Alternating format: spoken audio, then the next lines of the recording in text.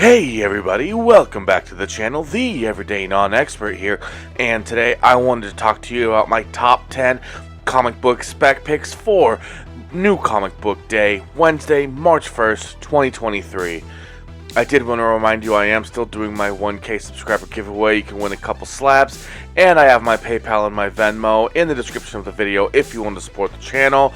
And with all that being said, without further ado, let's get started.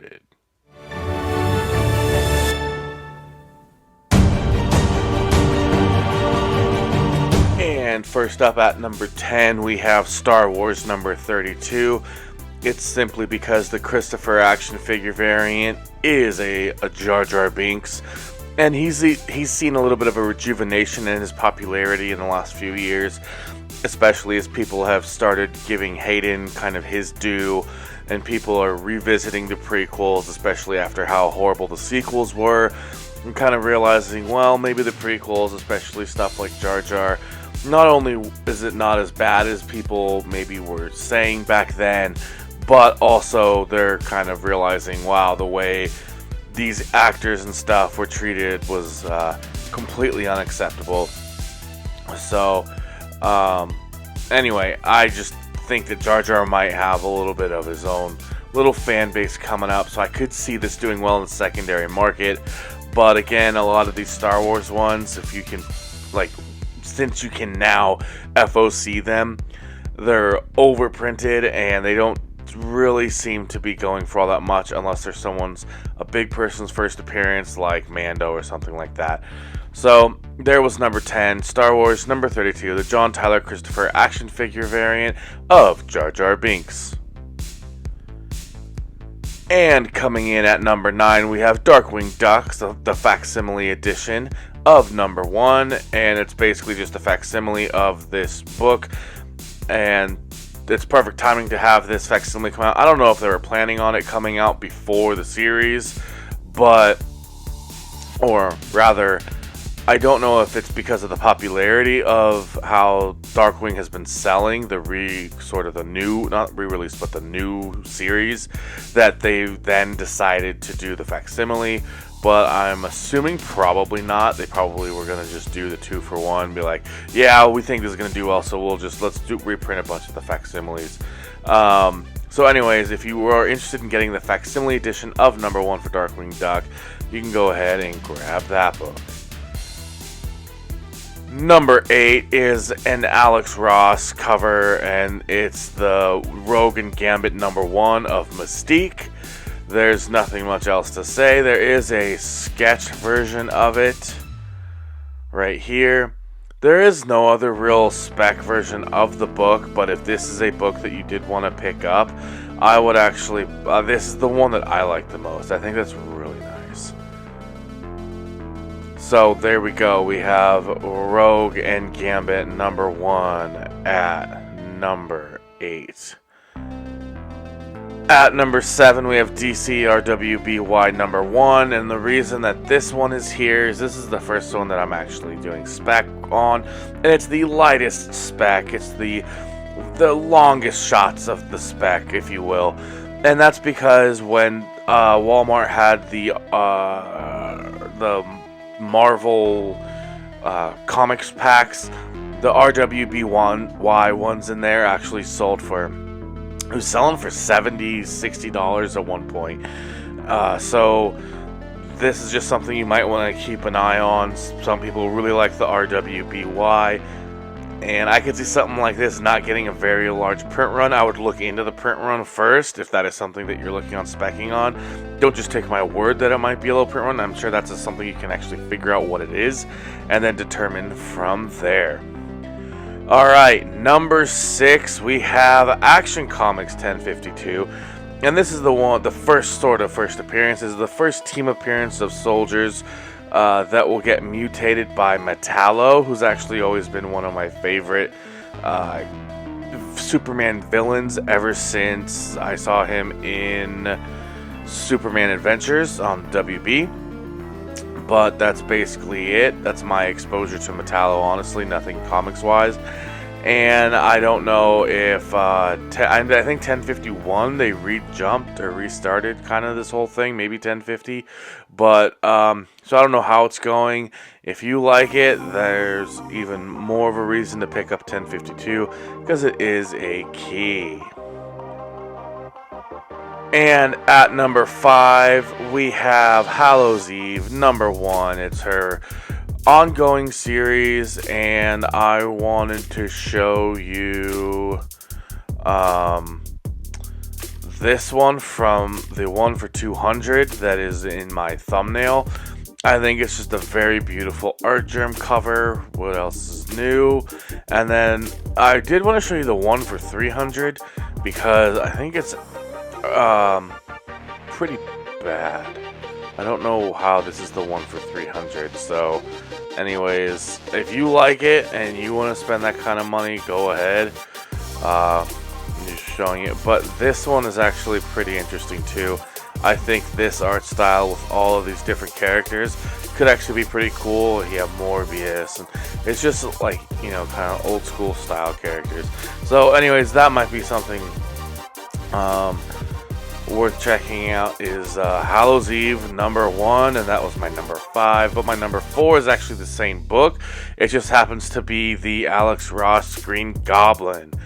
And if you checked out all the Alex Ross covers, you would have known that I was that when I covered this book and this cover, I told you to go ahead and get, or not go ahead and get, but I told you that there was a spec value to the Hallows Eve #1, and we went over the covers as well, so you could have gotten extra value. It's still not too late to go check out the Alex Ross video and to get some ideas on spec for in the future, but at the end of the video I am going to have an end card be my all March spec video. So it'll probably be an FOC and the all March. I'm not going to be doing the Alex Ross covers anymore at the end of my videos. That video is just really not doing well, so which is kind of interesting. I guess people don't care about the Alex Ross covers as much as I thought they would. Anyway, next up at number 3 we have Cosmic Ghost Rider #1. Again, I also went over this one probably in my FOC, and I think it's just really exciting that they're to have a new book for Cosmic Ghost Rider. I kind of jumped on late, and so I kind of skipped the anything Cosmic Ghost Rider recently, but I think I want to jump on this one. And I do, like I said in my FOC video, I think this is a great video to bring in Frank Castle, because with all the politics and everything in 2023, I don't know that they're going to bring a Punisher into the MCU, but I do think that they could bring the Frank Castle character in as Cosmic Ghost Rider, and that will actually also please the Punisher fans who are Frank Castle fans who are going to support a Cosmic Ghost Rider that has Frank Castle, as long as Marvel doesn't come out and say something dumb like, well, we didn't want to do the Punisher, so we're doing Frank Castle as Cosmic Ghost Rider. You don't have to say that. But of course, they're gonna virtue signal the reason anyway, so it's whatever. But that's just how I would do it. If you didn't want to bring in the Punisher, you could get that audience still coming in by bringing Frank Castle in as Cosmic Ghost Rider, especially since Cosmic Ghost Rider is one of the OP characters in the entire Marvel universe at this point, and he could basically be your Deus Ex Machina against any villain, to be honest. So at number 3, I have Cosmic Ghost Rider #1, and let's move on to number 2.